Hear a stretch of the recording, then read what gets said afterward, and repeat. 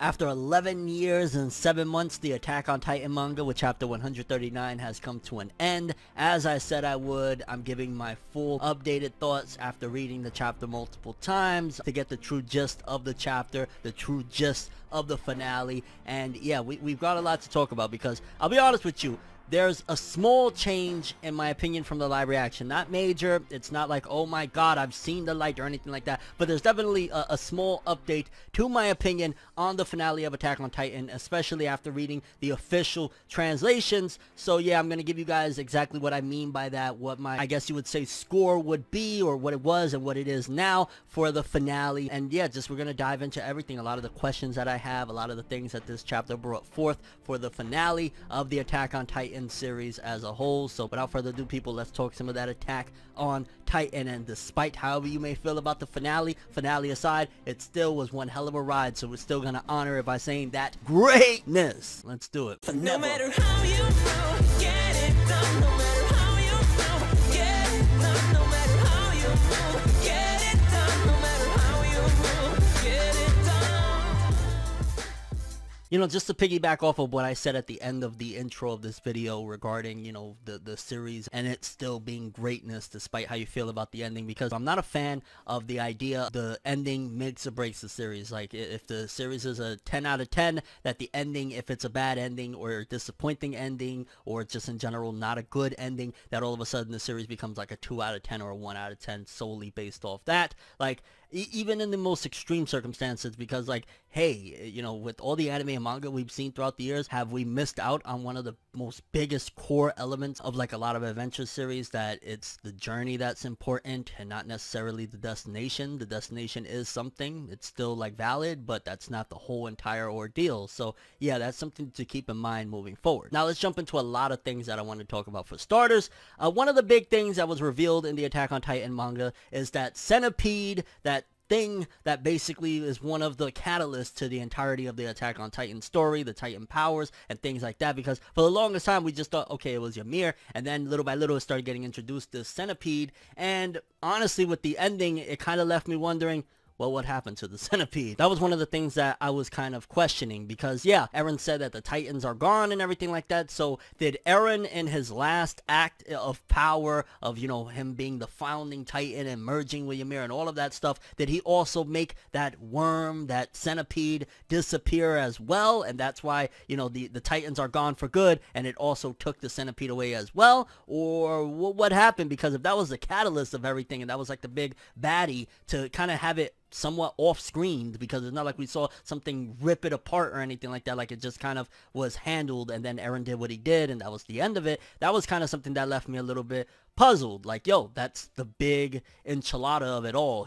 That thing is what started everything, so how can you handle that off screen? Again, I think some certain events in the manga, which that's no excuse by any means for the manga, because you should always look, no matter what, whether the anime can improve on things or not, never to say, well, that's the excuse for why certain things, because it's still a literature of itself. Some people are not going to watch the anime, they're only reading the manga, they only like manga, so what does that say to their experience? So I think certain things like that are going to be handled a bit better in the anime. They're going to dive more into it, but that's still no excuse that, yeah, there was something that could have been done to showcase, well, this is what happened, like it goes up in smoke as it says peace or something, you know what I'm saying? Adding to that, Yelena, maybe I missed out, and if I did, please, this is like a finale video for all of us, like let me know. But Yelena, a very powerful character that was built up even in the latest seasons of the anime. They just kept on stressing, and we've seen throughout the manga's history in the last like 4 years or so, Yelena was a very big key player, and I feel like Yelena didn't get the send-off or the big enchilada that was deserved to that character as well. I'm still wondering, like, oh, so Yelena,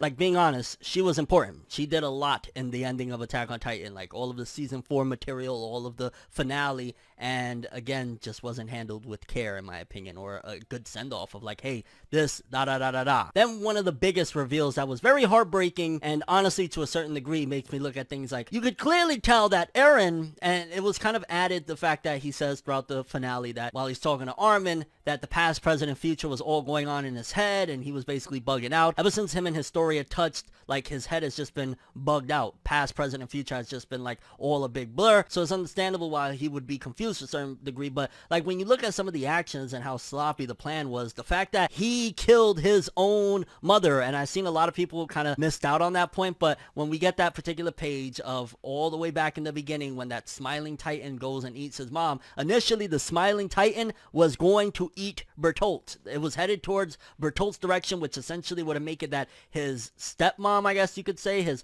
father's previous wife, would have become the colossal titan, which would have changed the direction of the story drastically. But I guess since he had the paths and he could have seen different futures, maybe that future wouldn't have worked out so well. Maybe they would have, like, you know, it would have just thrown everything into absolute chaos at that particular point. But yeah, he sent the smiling titan and said it wasn't Bertolt's time yet. Obviously down the road things would have had to happen, and he sent the smiling titan to eat his own mother. So Eren killed his own mother, and that's one of the things that really is a gripe to me. Like, you know, a lot of people like to compare this ending of Attack on Titan to Code Geass, of how Lelouch masterfully did everything to make himself the enemy, yada yada yada. But here's the difference, where it feels like Eren's plan was kind of sloppy. Like, he didn't have everything down to a T. It was a bit sloppy to the point of, like, yo, he killed his mom because Bertolt can't die. You know, he's sending messages from the future to the past to basically stop the smiling titan. So he killed his own mother, basically was responsible for his father's death, kind of ruined his brother's life as well. Like, he destroyed his whole entire family for a plan that, again, wasn't fully thought out. And if he would have taken the time to sit there and really bring in possibly other people to help him plot things out, he could have manipulated the past in a way that would have led to a future that a lot of these bad things didn't happen. Like, again, there could have been a way, and maybe you could argue that, yo, he's seeing all these different pathos and things like that, but what if, again, for example, his father's former wife, if he would have used that as her becoming the Colossal, maybe hiding out in some way or another, and then later on, like, manipulating his past self and things like that. There's just so many variables that were not used. He didn't utilize it, and basically things went to hell because of that poor planning. Now, a big thing that I harped on, and I still feel a certain way, is that with this finale, one of the things that was showcased early on in the finale of this chapter, you see right after Eren is completely defeated, it's declared, yo, he's done. Everybody, all of the other side just starts pulling out weapons like, yo, let us know. How do we know if you're Titans or not? Can you prove it? And things like that. Immediately that pissed me off, and it still pissed me off to a certain degree. Like, yeah, it does feel realistic to a certain degree, but I don't know, in terms of the way the narrative has been structured to this point, I'm like, god damn, really? But fair enough, you know, there's mistrust. But in general, that leads into everything that I'm saying about Eren, the fact that even to the end of the story, there wasn't peace. At best, you could throw the argument there that Armin and them were headed towards the end of the chapter to go meet with people about, like, you know, peace negotiations. But still, it was said in narrations, until either Paradise or the rest of the world is gone, war is going to continue. So it's kind of like, well, they're going to meet for peace, but their boat could sink. You know, people, the people that they're going to meet with could be like, we don't care if 80% of the world was stomped out or whatnot. We still hate you. We know that at the end of the day, y'all devils, yada, yada, yada. So that's kind of one of the things that borrows into, again, the whole ideology that Eren didn't accomplish the main goal of wiping out the hatred and protecting Paradise Island. Like, he protected it for a time, right? Because 80% of the world, but what about when the rest of the world repopulates? And what about if they, in different countries that, you know, they hate the fact of what happened, you know, the people that live on, the survivors, is like, okay, because that was one of the things that was stressed, that, you know, people to this day are still messed up from what happened. What about if they start telling the narrative, this evil guy hate the Eldians because it was one of them that did this to us? Wouldn't that just continue the cycle of hatred? Which again leads to, what did Eren accomplish in the long run? Maybe right now they're going to have some peaceful negotiations, but the narrator said until Paradise is wiped out or the rest of the world, it's going to continue. Then the whole thing with Ymir, right? I'd argue that, yeah, that should have been set up a little bit more. That should have showcased a little more. Maybe even Ymir saying something like Mikasa, or, you know, some setup there in order to make it more like, oh, okay, this is where the story was leading. Because to be honest with you, even though the comparison is there and I get the poetic nature of it, it does feel a little bit forced at the end that, wait a minute, so Ymir was looking for somebody that could disprove her Stockholm Syndrome, because one of the things of them romanticizing, like, her love for King Fritz, like, we have to be 100% clear, that is not love. He cut her tongue off, I think, what, he raped her, all sorts of crazy shit. That is not love. She had 150% Stockholm Syndrome, and Mikasa didn't have that, and that's a big difference right there automatically, of like, Mikasa just wanted to protect this guy because she loved him. King Fritz was an absolute piece of garbage, rapist,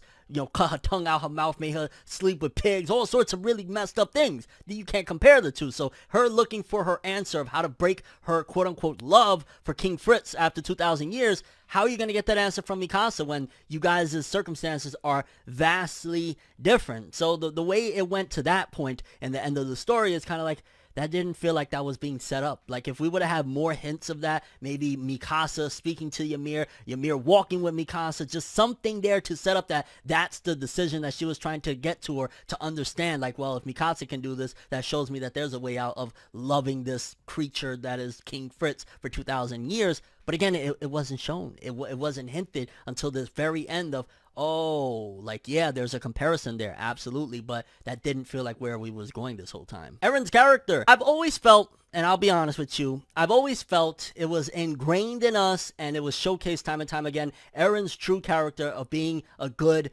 dude. It was hard for me to believe, and even as I was in deep of the whole, Jaegerist, yeah, wipe him out and shit like that, I always felt to a certain core that Eren still had mad love for Mikasa, Armin, and them, and he was, for whatever reason, pushing them away, but I didn't ever feel like he hated them. I felt like that was always bullshit, so I gotta give it that. But in terms of the way it was completely pushed into, Eren is absolutely like head over heels for Mikasa. He doesn't want her to get with nobody for at least 10 years after he's dead and things like that. It wasn't set up. Like, it was set up that there was a bond. It was set up that he had love for all of his people, especially Armin and Mikasa. But the way he reveals that he's madly in love with her, basically, at the end of the, chapter and shit, I'm kind of like, that should have been shown more. That should have been hinted at. I always felt like Eren was bullshitting in terms of the crap that he talked to Mikasa, in terms of the way he reacted and things like that. But for this degree, for him to basically say he did the rumbling for Mikasa, in other words, and for Ymir's situation with Mikasa, that kind of came out of left field. And I get the poetic nature of things. I get that it was pushing forward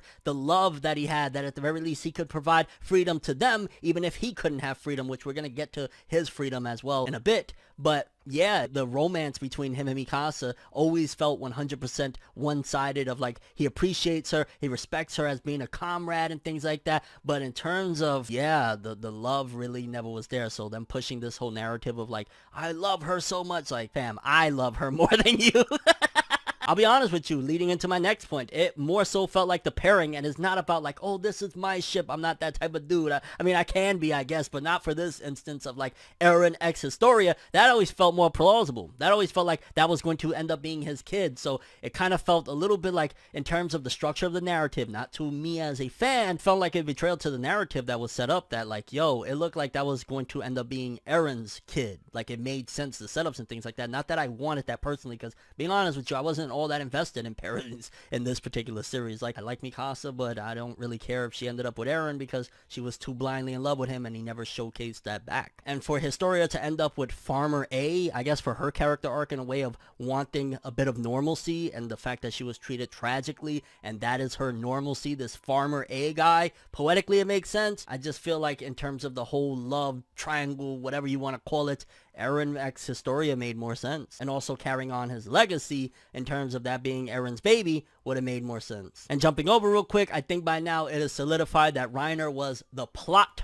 armored Titan, because the fact that he survived everything, Eren dies in the end of Attack on Titan, but Reiner survived, that felt so like, wow. And don't get me wrong, I loved Reiner. Honestly, in the final season of Attack on Titan, since the time skip, the 4-year time skip, whatever, 3-4 years, I've thought like, Reiner, he's been fleshed out, he's been a great character, from the time of that depressing shit of him, basically trying to end it all for himself and things like that. Like, it's been one hell of a ride with Reiner. I still feel like, fam, Bertolt died, so many people died. Reiner, he had the plot armor cheat for a long time, and for him to survive it all, and now he's not, a Titan. I guess for a happy ending for him, it makes sense, but just in general, ridding the Titans of this world and basically taking off the time limit that was set forth on everyone's lives for a good chunk of the story, ever since we found out that you have, 12 or 13 years as a Titan shifter, and then you die, kind of removing that for, like, somebody like Reiner. I was like, well, damn. Good for him, but in terms of the narrative, like, And speaking of the Titans being gone, well, one, again, people around the world just aren't going to all believe it. Like, they're not going to believe it no matter what. They're going to think, oh, the Devils of Paradise are up to some new tricks. We can't believe them. Just like